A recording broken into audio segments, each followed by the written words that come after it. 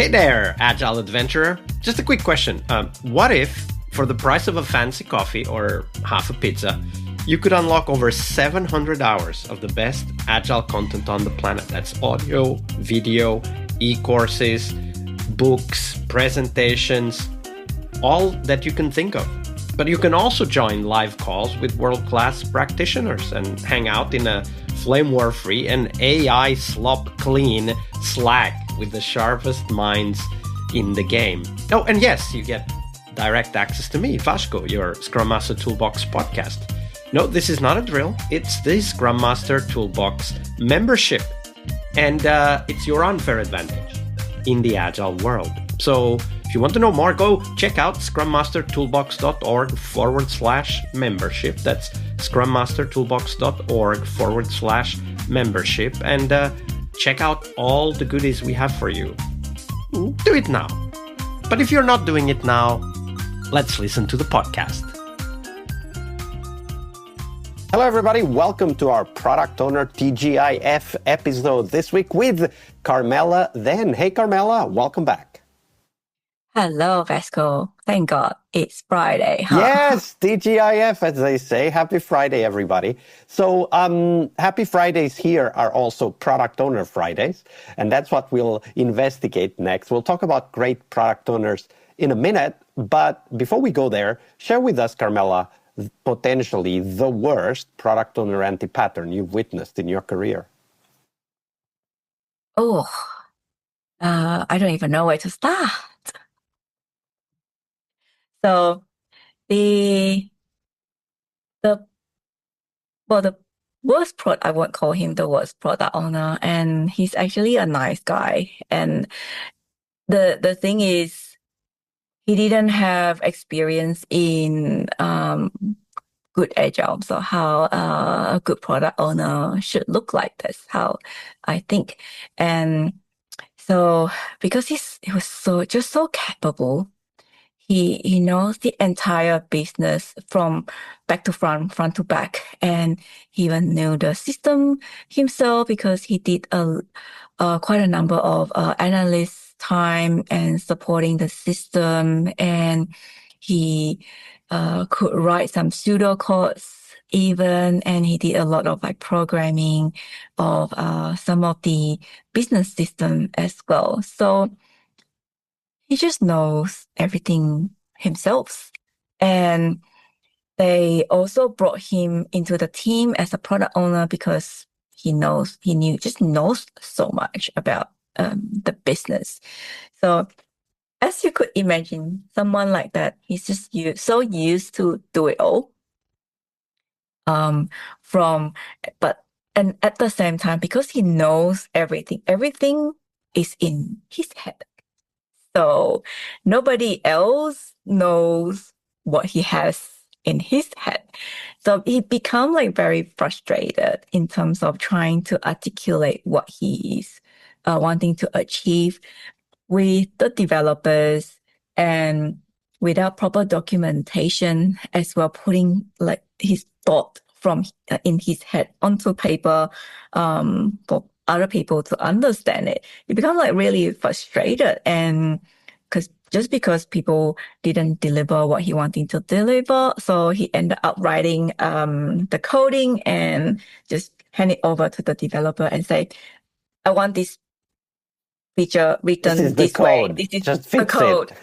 Yes, can you just put this code into your tool and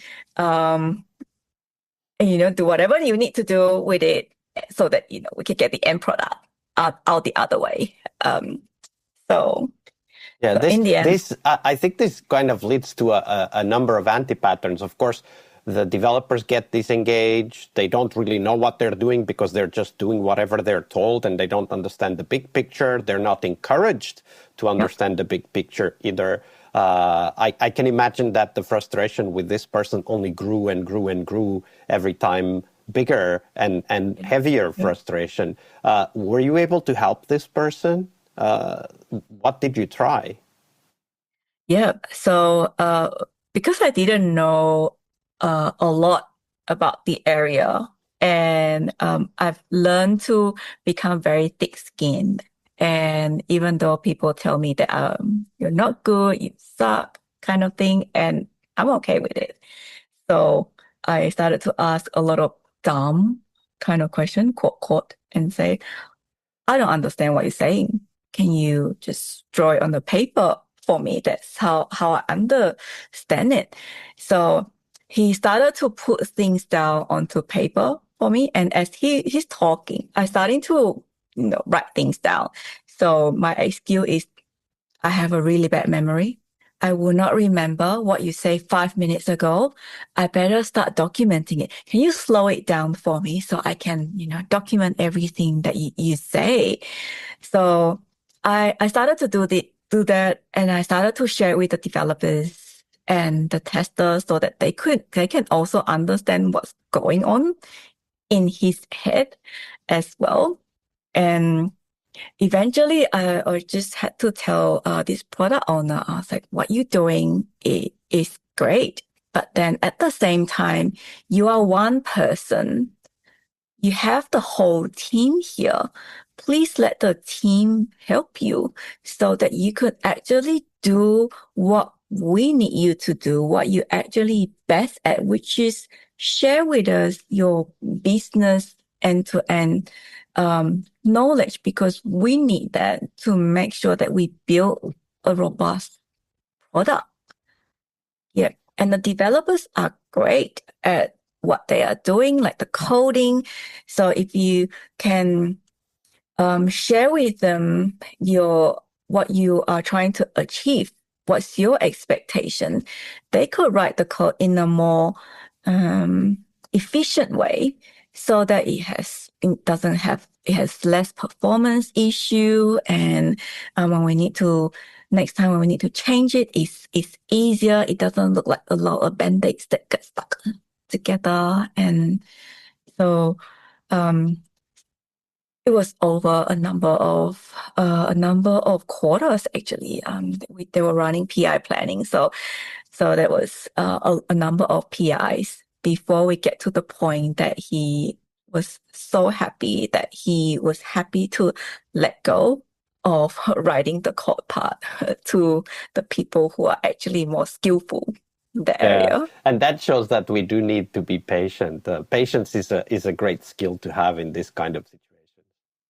Yeah, absolutely. And without the ego as well. So at that time, I didn't have to prove that success and I know it all.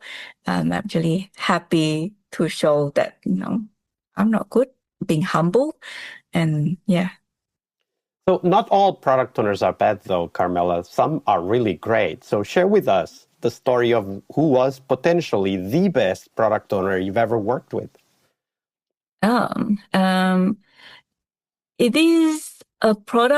It was a product owner that I worked with in the bank. He actually absolutely loved people. He was the leader in the Scrum team. The way I say leader is he get people together. He brings cookies. He crack jokes, and he gets people to talk in the Scrum. And he didn't have that kind of ego, saying like, look at me, I'm from the business, I'm great, and you are tech, you are, just a few levels below me. He didn't have that kind of attitude. Some product owner that I came across when I was new to Agile, they have that kind of attitude. But he didn't have that. He has the business knowledge, and he was actually a very humble leader. He's like he absolutely practiced the servant leadership. So when he will ask when the team goes to him, he's very approachable. When a team went to him and say, "This is what we need," and these stakeholders, he came to us and we don't really understand what the stakeholder is looking for. Like, can you be the mediator and help us? And he was willing to take it on, and he on the product landscape. He knows that every single story that we deliver. He participate in all of the refinement, help us prioritize, and he was there, like he was present. he was present. He was serving the team and very coachable as well. So I wasn't the coach or Scrum Master at that time. So I could see that he was constantly with the agile coaches when they've given him feedback. He was very happy to take it on, and he's all about how do we deliver this product better? How do we uplift the team spirit? And how do we break down the barriers between people?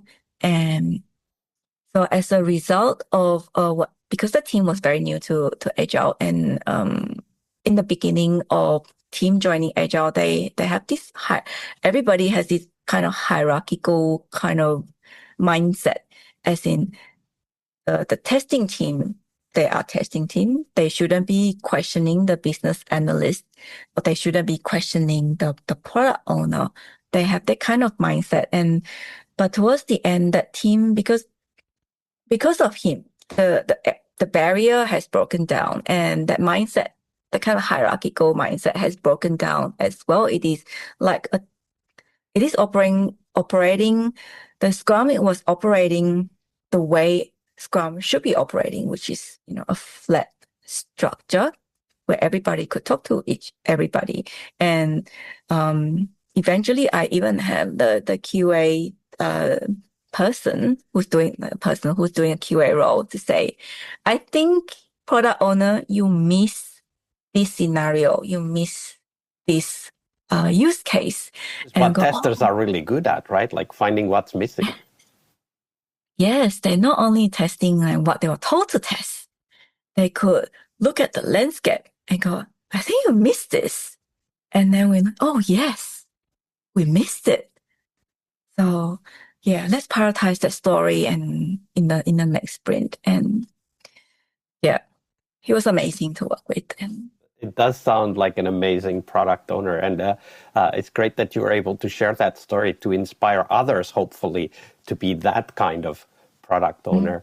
Carmela, we're getting close to the end, though. Before we go, though, do share with us, where can people find out more about you and the work that you're doing? Oh, great question. And I'm on LinkedIn, of course, and you can always reach out to me there. I'm not very active on LinkedIn, but do check my messages. I'm always happy to have one-on-one chat. And that's probably my style of communication, less of, a post type of writer. And if you have anything that you like to ask me, reach out to me on LinkedIn.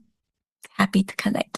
Absolutely. We'll put the link in the show notes so that you all can connect with Carmela, and why not ask a few follow-up questions from the stories that she shared with us this week. Carmela, it's been a pleasure. Thank you very much for your generosity with your time and your knowledge. No problem at all. I actually appreciate your time as well, Vasco, in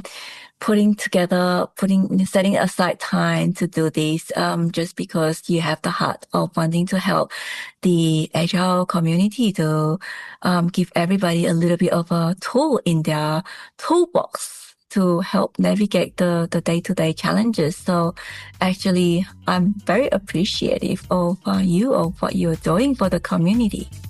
Thank you, Carmela. All right, I hope you liked this episode. But before you hit next episode, here's the deal. This podcast is powered by people like you, the members who wanted more than just inspiration. They wanted real tools and real connection to people who are practicing Agile every day. We're talking access to over 700 hours of Agile Gold, CTO-level strategy talks, summit keynotes, live workshops, e-courses, deep dive interviews, books, and if you're into no estimates, we got the pioneers of no estimates in those deep dive interviews as well. Agile business intelligence, creating product visions, coaching your product owner courses, you name it. You'll get invites to monthly live Q&As with Agile pioneers and practitioners, plus a private Slack community, which is free of all of that AI slop you see everywhere, and of course, without the flame wars. It's a community of practitioners that want to learn and thrive together. It's the best place to connect with community and learn together. So if this podcast has helped you before, imagine what you will get from this podcast membership. So head on over to scrummastertoolbox.org/membership and join the community that's shaping the future of Agile. And we have so much for you. So check out all the details at scrummastertoolbox.org/membership, because listening is great, it's important, but doing it together, that's next level. I'll see you in the community Slack. We really hope you liked our show. And if you did, why not rate this podcast on Stitcher or iTunes? Share this podcast and let other Scrum Masters know about this valuable resource for their work. Remember that sharing is caring.